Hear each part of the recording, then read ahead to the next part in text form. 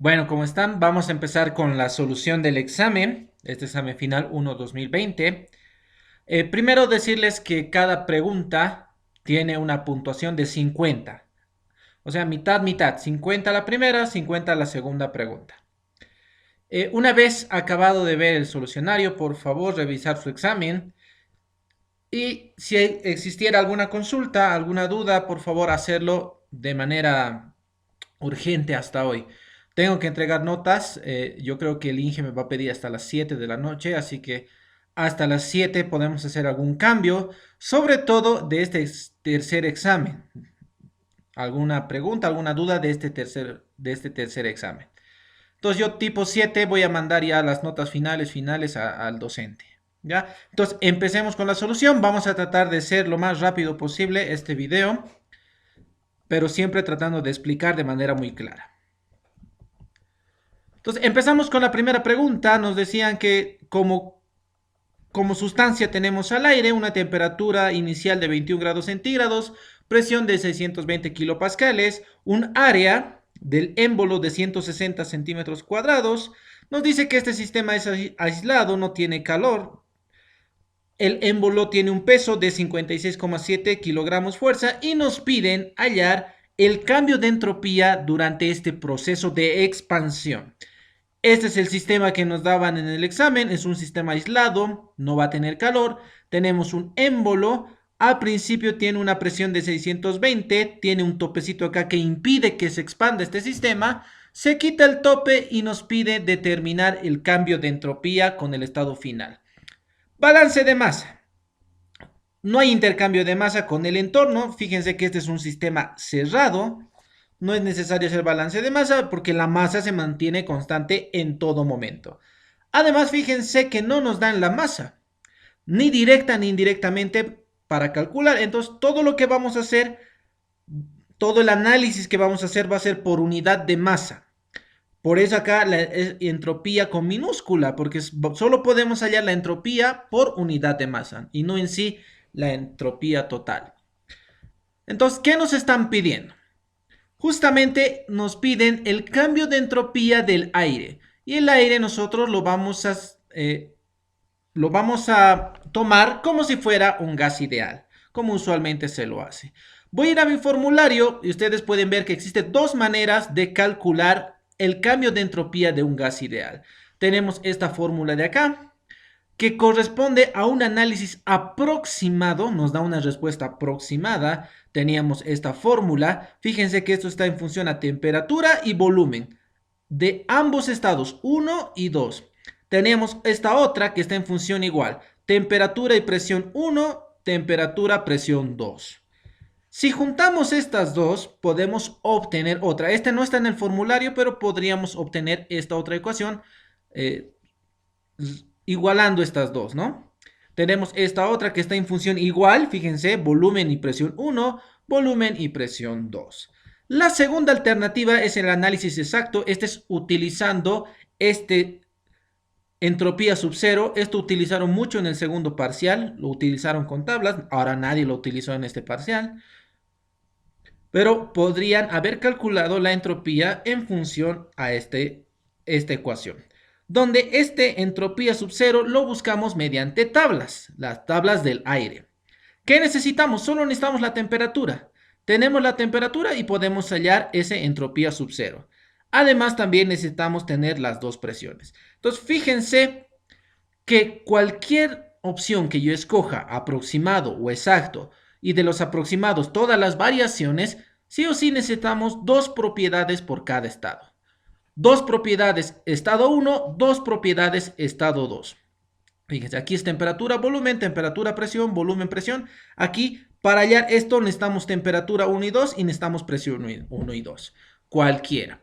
En este caso, yo voy a hacer el análisis aproximado porque es el análisis que usó el 100%.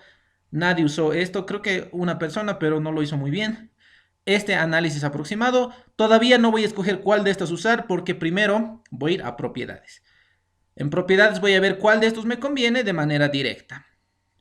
Fíjense que este problema parece que fuera del primer capítulo de termodinámica, Porque no nos piden hallar calor, no nos piden hallar trabajo, solamente nos piden hallar una propiedad, que en este caso es la entropía. ¿Y qué nos dan de dato? Otras propiedades.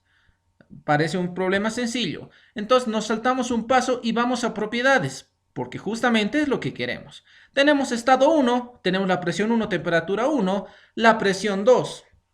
Estado 2, perdón. Podemos hallar la presión 2, porque nos dan un gráfico y nos explican cómo es el proceso. Vamos a explicar de manera rápida cómo es este proceso. Dice que tenemos aire que está acá comprimido a una presión 1 de 620 kilopascales. Aquí existe un tope y no permite que se expanda. Afuera, ¿qué tenemos? Justamente el sistema acaba acá, en esta línea. Afuera de este sistema, ¿qué tenemos? Primero tenemos el peso del émbolo. Eso es algo externo. Además, la presión atmosférica que está acá arriba. Entonces, acá existe una presión externa que está en función a la presión atmosférica y la presión que genera esta fuerza que se debe al peso del émbolo. Entonces, quitamos este pequeño tope. ¿Qué sucede? Fíjense que acá la presión seguramente va a ser más elevada que acá. Entonces, ¿quién va a ganar? Es fuerza, es sumatoria de fuerzas.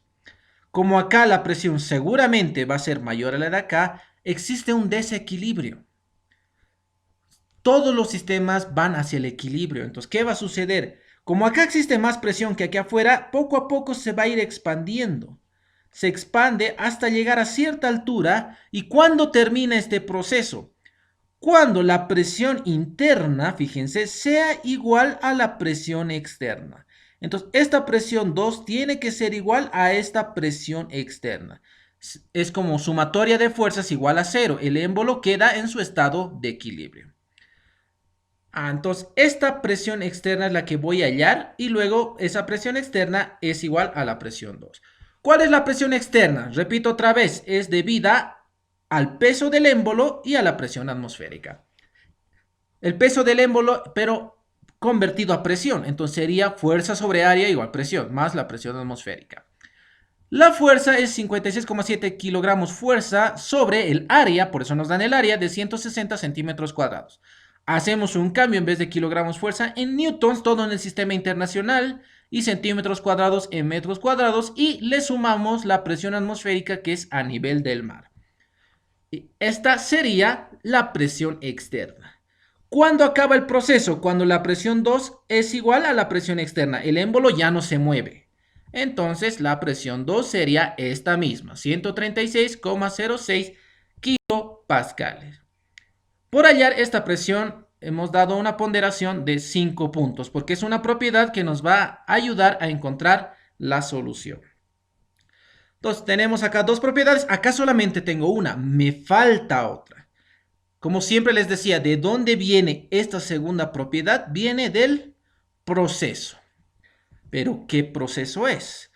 Como acá ya tenemos los dos propiedades, yo podría hallar, por ejemplo, una tercera propiedad, que en este caso es el volumen específico, pero todavía no sé qué propiedades voy a hallar o cuáles necesito. Como decía acá, el proceso. ¿Qué proceso será? Acá nos da una pequeña ayuda a este problema, en donde nos dice cómo varía el volumen, cómo varía la presión, la temperatura y la entropía. Entonces, primero, ¿será un proceso isentrópico donde se cumple que P por B a la gamma es igual a constante o otra de sus variaciones, temperatura, volumen, 1 menos gamma, algo así es? ¿Será que esto es isentrópico? No es isentrópico porque primeramente me están pidiendo calcular el cambio de entropía. Acá también nos da una gráfica de la entropía, donde me dice que la entropía 2 es mayor a la de 1. Entonces, este es un sistema en donde la entropía está creciendo. No es un proceso isentrópico. Alguien dirá, pero el calor es cero. Efectivamente, el cambio de entropía depende de dos factores, lo que siempre decíamos. Del calor, porque es la energía más desordenada que existe, y de la entropía generada debido a alguna irreversibilidad durante el proceso. Como en este caso nos dice que el calor es cero, es un proceso, es adiabático, está aislado este sistema, Entonces, el único cambio de entropía que puede haber es debido a la irreversibilidad durante el proceso. Entonces, este proceso de expansión es irreversible. Por lo tanto, sí hay un cambio de entropía y además el gráfico de acá nos los dice de esa manera.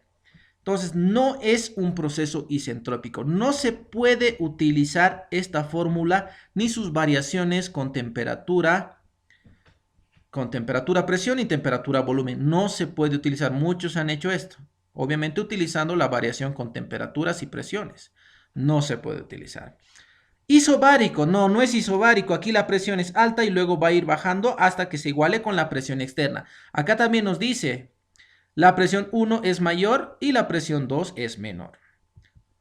Se cumple esto en un proceso isobárico, pero no es isobárico. Isotérmico, algunos lo han tomado isotérmico porque esto es aislado.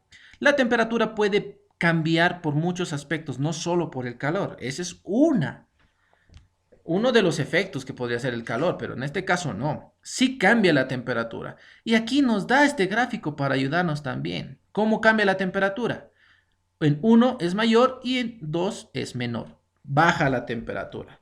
Por lo tanto, no puedo utilizar esto tampoco. No es un proceso isotérmico. Isocórico tampoco es un proceso isocórico porque el volumen va cambiando. Entonces, fíjense, no puedo utilizar nada, ninguna de las propiedades se mantiene constante. Entalpía, la entalpía tampoco. La entalpía está en función a presión, volumen y energía interna. La energía interna está en función a la temperatura. Como todo varía, la entalpía también varía. Entonces, lo único que sabemos de este proceso es que es adiabático. Es adiabático, más no isentrópico. ¿Se entiende? Y la explicación está acá. Es adiabático, calor cero, pero no es isentrópico. Cambia la entropía. Entonces, ¿cómo podemos hallar esa propiedad que nos falta? Lo único que podríamos hacer ahora es un balance de energía, porque en el balance de energía es donde yo puedo sacar algo de lo adiabático del sistema. Hacemos un análisis de energía del sistema cerrado por unidad de masa. Utilizamos por unidad de masa. Tenemos esta famosa ecuación. Como es un proceso adiabático, entonces el calor es cero. ¿Qué me queda? Menos trabajo es igual al cambio de energía interna. Este trabajo es el trabajo del sistema. Lo voy a aclarar acá. Es obvio que es del sistema este trabajo. Y recuerden que en gases ideales, el cambio de energía interna, no importa el proceso que sea, es igual a CB, temperatura 2 menos temperatura 1. Eso es algo que utilizábamos en química 100, física 100, siempre cuando había un cambio de energía interna, siempre era CB, sin importar cuál era el proceso. En este caso, proceso adiabático. Listo, tenemos esta ecuación que nos ha salido gracias a que el proceso es adiabático. Yo voy a calcular el trabajo del sistema. Eso me falta calcular. ¿Cómo es el trabajo de un sistema cerrado? La famosa integral de 1 a 2, presión diferencial de volumen. Una integral para cualquier proceso. En este caso, la presión es variable. ¿Se acuerdan? Es variable porque va desde una presión alta a una presión baja. Y el gráfico que nos da el examen también nos decía eso. No puedo sacar esta presión fuera de la integral. No lo puedo hacer.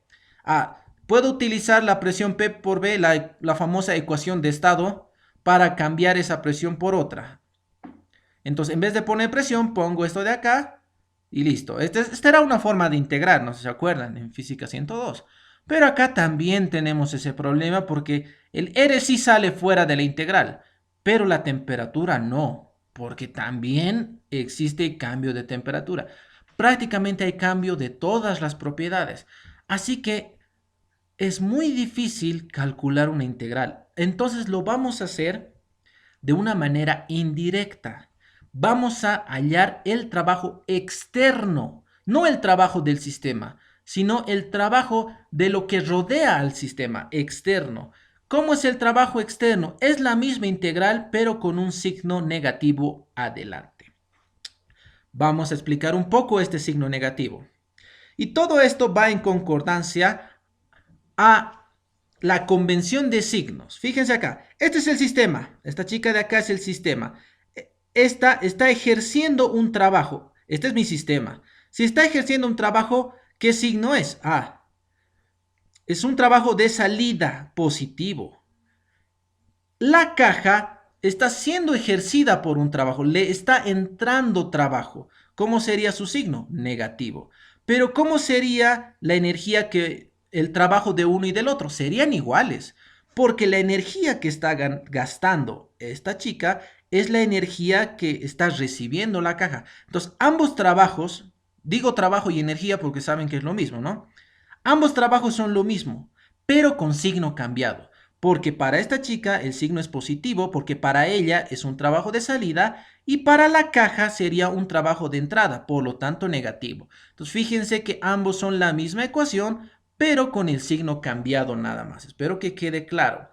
Entonces, yo voy a calcular el trabajo externo. Es como no puedo calcular el trabajo de la chica porque es muy complicado, como esta parte de acá hemos explicado, pero sí voy a calcular el trabajo de la caja porque es más sencillo. Más o menos esa es la ideología que estamos haciendo, ¿no? Entonces sería presión, en este caso presión externa. ¿La presión externa será igual? Ya hemos dicho que la presión interna no lo es, no es un proceso isobárico, pero la presión externa será igual. Efectivamente es igual. No cambian las condiciones externas. Fuera del sistema, ¿qué cosa hay? El émbolo y la presión atmosférica en estado 1. ¿En el estado 2 cambiará eso? No. Sigue siendo el mismo émbolo con el mismo peso y sigue habiendo la misma presión atmosférica. Entonces la presión externa no cambia. Yo estoy calculando el trabajo de este aire y este émbolo que están acá. Por lo tanto, esta presión externa sí es constante. Sale fuera de la integral, resolvemos la integral, sería volumen 2 sobre volumen 1. Listo, he calculado el trabajo externo. Pero sabemos por esta ley de signos y lo que acababa de explicar, el trabajo externo es igual que el trabajo del sistema, porque este sistema hace trabajo. Este sistema cuando se expande hace trabajo. ¿Quién recibe ese trabajo? Esta parte de acá. Ambos son el mismo, pero de signo contrario, como está acá. Entonces yo quiero calcular el trabajo del sistema. Es igual a menos el trabajo externo. ¿Cuál es el trabajo externo? Este de acá. Sería menos presión externa, diferencia de volúmenes. Menos por menos es más. Entonces el trabajo del sistema, ahora sí estoy volviendo al sistema, indirectamente calculado sería este de acá. Presión externa, volumen 2 menos volumen 1. Listo. Esto de acá vale unos 10 puntitos para calcular. Trabajo del sistema. Calculado indirectamente porque yo no estoy calculando el trabajo del sistema, sino del externo. Pero luego lo convierto a trabajo del sistema. Reemplazo acá y obtengo esta ecuación de acá. ¿Sí? Vuelvo a copiar esta ecuación, es la misma ecuación que hemos hallado anteriormente. Fíjense que aquí está volumen, temperatura. Listo, yo tenía estas tres alternativas para calcular el cambio de entropía. ¿Cuál escojo? ¿Cuál escojo? Podrían escoger cualquiera, no interesa mucho esta parte porque gracias a la ecuación de estado, ustedes podrían, si tienen presión temperatura, podrían hallar el volumen o viceversa, etcétera, ¿no? Ustedes podrían trabajar con la propiedad que quiera. Pero nosotros tenemos dos presiones y una temperatura. Tenemos ya las dos presiones. Y tengo una de las temperaturas, la temperatura inicial.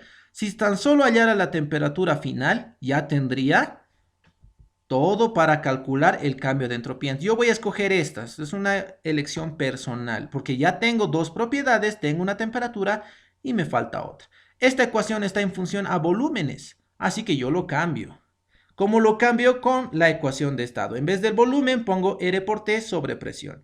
Entonces, listo, en vez de poner volumen 2, pongo R temperatura 2 sobre presión, menos, en vez de volumen 1, R temperatura 1 sobre presión 1.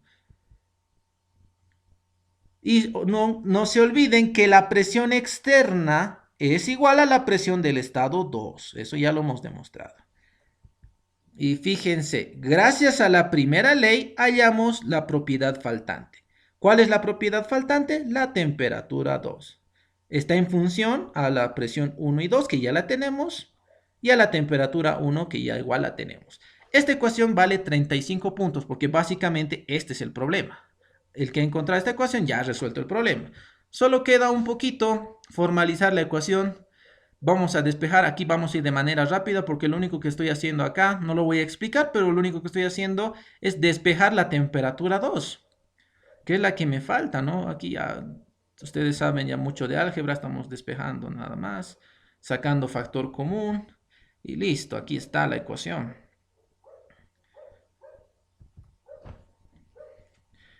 Un poquito aquí se lo pone nada más de una manera más coqueta esta ecuación y ya está. Esta ecuación, ¿no? 35 puntos. 35 puntos.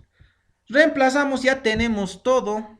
Tenemos todo. Vuelvo a poner la ecuación acá y vamos reemplazando. Las presiones obviamente tienen que estar en las mismas unidades. Acá también el CB y el R que lo sacamos de tablas. Acá también la temperatura que tiene que estar en Kelvin porque se está multiplicando. Siempre que multiplica o divide, la temperatura tiene que ser absoluta. Y por último, hallamos la temperatura 2. Listo. La propiedad faltante. Y la regla siempre se cumple. ¿De dónde me ha salido esta propiedad que me faltaba? Del proceso. ¿Qué proceso es? Adiabático. Ese adiabático, ¿dónde lo he usado? En la primera ley. Listo. Eso siempre se cumple. La segunda propiedad faltante viene del proceso. Entonces tenemos la ecuación. Yo he decidido utilizar esta, que está en función a las temperaturas y presiones. Un gusto personal nada más.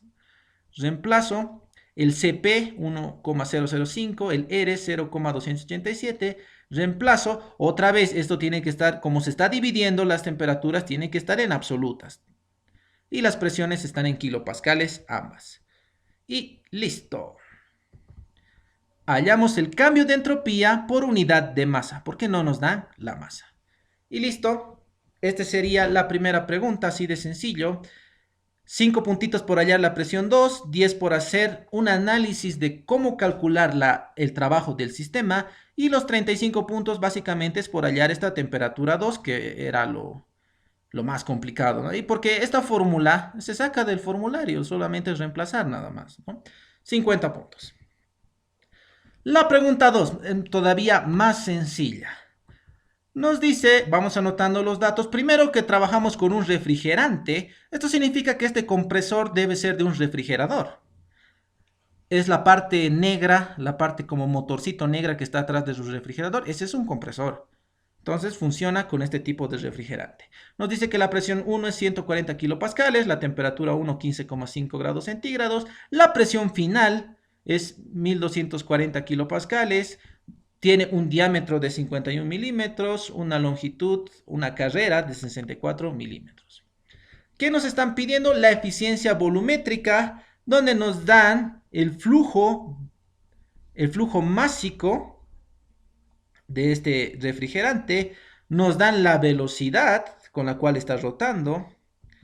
También nos piden la potencia del motor, con una eficiencia mecánica del 80% y una constante politrópica de 1,3. Aquí yo he puesto n para la velocidad angular y n para el constante politrópico, pero no lo vamos a confundir, no lo vamos a confundir.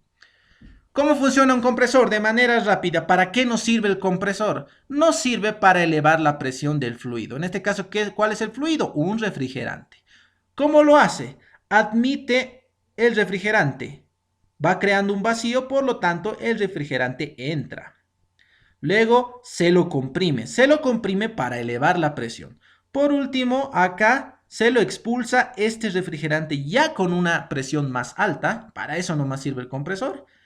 Y luego otra vez va a volver a su punto inicial, donde se está expandiendo y acá otra vez vuelve a realizar la aspiración, así de manera rápida. Un compresor es una máquina que yo lo enchufo para que me eleve la presión. ¿Qué me está pidiendo? El rendimiento volumétrico. ¿De qué se trata? Es la razón entre el caudal real de aspiración sobre el ideal. Idealmente, todo esto debería llenarse de aire nuevo cada que aspira. Fíjense que aspira, cada ciclo existe una aspiración. termina el ciclo, aspira. Idealmente se debería llenar todo esto de aire nuevo, pero no lo hace, no lo hace de esa manera. Siempre es un poquito menos. El real es un poquito menos del ideal. Entonces vamos calculando. El flujo ideal. Idealmente debería llenarse todo el cilindro. Es por eso que el volumen desplazado lo vamos a calcular. Es pi cuartos diámetro al cuadrado por la carrera. Lo ponemos en sistema internacional en metros y este sería el volumen desplazado. Idealmente, todo el cilindro se debería llenar en cada ciclo. 1,308 por 10 a la menos 4 metros cúbicos, cada ciclo debería aspirar. Yo lo voy a cambiar porque yo no quiero metros cúbicos sobre ciclo, yo quiero que sea caudal. ¿Qué significa caudal? Por unidad de tiempo. Entonces, el flujo volumétrico ideal es este volumen desplazado sobre tiempo, pero nosotros no trabajamos sobre tiempo, ya hemos explicado varias veces, lo multiplicamos por la velocidad angular. Entonces, el flujo ideal debería ser este volumen desplazado por la velocidad angular y para que ciclo con revolución se vaya, utilizo esta relación, donde dice que por cada ciclo me da una revolución. Esto es algo teórico, ¿no? No es como el motor de 4 tiempos que realiza 2 revoluciones en un ciclo, ¿no? No es, esto es más simple. Por lo tanto, con esto calculo el flujo volumétrico que me debería aspirar idealmente. Este cálculo vale unos 10 puntos, pero ya reemplazando en la fórmula final, ¿no? Esto es lo que idealmente debería aspirar. ¿Qué es lo que realmente me aspira? Que me dan de dato lo real. Me dice que esto aspira, me dice que el flujo es de 1,15 kilogramos sobre minuto. Pero acá, fíjense, esto está en volumen sobre minuto y esto está en kilogramos sobre minuto. Tengo que transformar esto a volumen. ¿Cómo lo hago? ¿Cuál es la propiedad que me permite transformar de masa a volumen? Bueno, la densidad. En termodinámica no trabajamos con densidad porque en las tablas siempre está volumen específico. Ahora, ¿será un gas ideal? ¿Será un gas ideal? ¿Podré utilizar la ecuación P por B igual RT? No, no es un gas ideal. El refrigerante 134A, al igual que el agua, no es un gas ideal. Tiene sus tablas.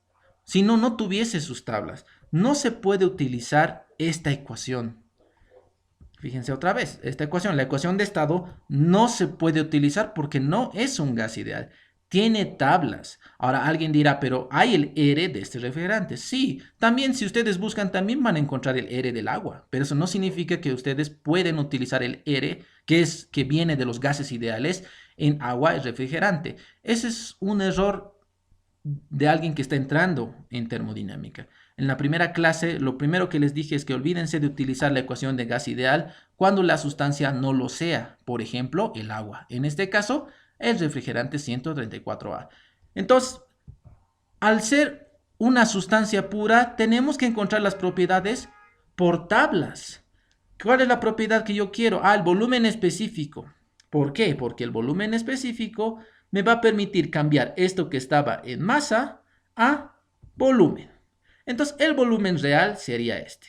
0,186 metros cúbicos sobre minuto.